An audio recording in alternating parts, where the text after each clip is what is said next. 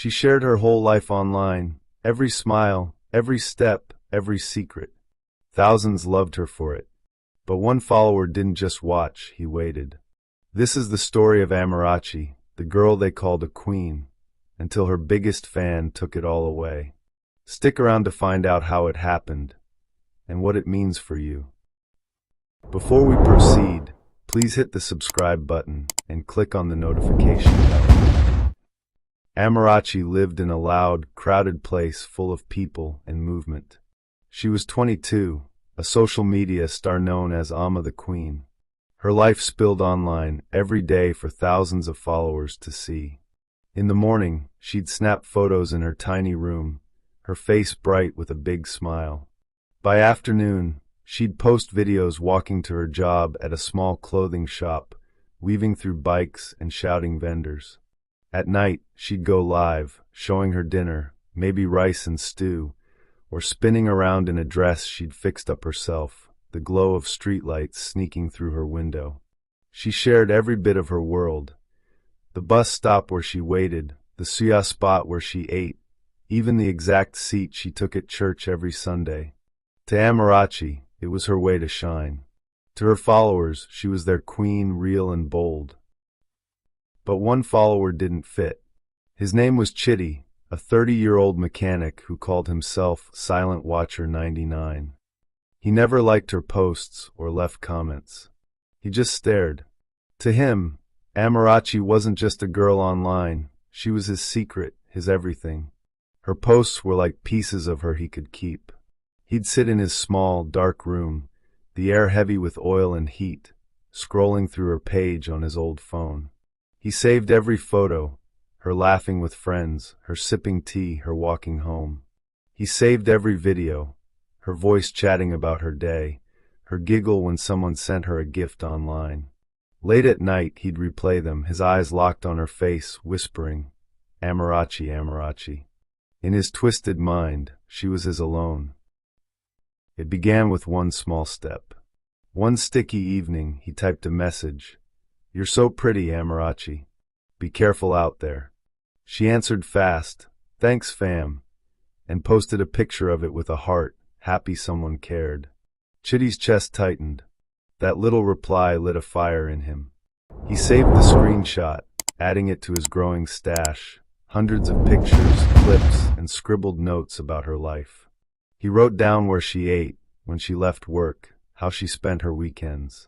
He'd watch her old posts over and over, memorizing her habits, feeling like he knew her better than anyone. Weeks passed, and Amarachi kept sharing. One night, she posted videos from a party, her dress sparkling under colored lights, the spot tagged for all to see. Chitty was there, hiding outside in the shadows.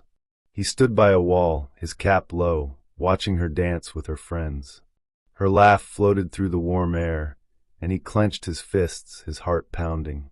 She was so close he could smell the perfume she'd bragged about online. He didn't talk to her, didn't join the fun. He just watched, his mind racing with plans. He wasn't ready yet. He wanted her when no one else was around. Chitty started following her in real life, not just online. He'd wait at her bus stop sometimes, far enough back so she wouldn't notice, staring as she climbed on. He'd linger near her work, pretending to fix a bike, tracking the time she left. Every Saturday, she'd go to her suya spot, and he'd be there too, a ghost in the crowd, watching her joke with the vendor. She'd go live, showing the sizzling meat, saying, "This is the best. Who's coming with me next time?" Chitty's lips would curl into a thin smile. He didn't want to eat with her. He wanted her all to himself. One hot, heavy night, everything lined up. Amarachi went live from the suya spot again, her voice bright as she showed the food and waved at the camera. "See you tomorrow, fam," she said, signing off. Chitty watched from his room, his breath quick, his hands sweaty. He knew the street she'd walked down, the dark alley she'd passed through to get home. He'd walked it himself, counting the steps, planning every move. Tonight, he decided, was the night. The air was thick and still as Amarachi left the suya spot, her phone tucked in her bag. The street felt too quiet, the usual noise gone. She hummed to herself, her sandals tapping the ground. She didn't hear the soft steps behind her, didn't feel the eyes burning into her back. Then a hand clamped over her mouth, hard and fast. She gasped, kicked, clawed at his arm, but Chitty was stronger. He yanked her into the alley, her phone dropping with a crack, the screen flashing with messages. "Amarachi, you okay? Queen, post again." She screamed into his hand, but the sound died in the dark.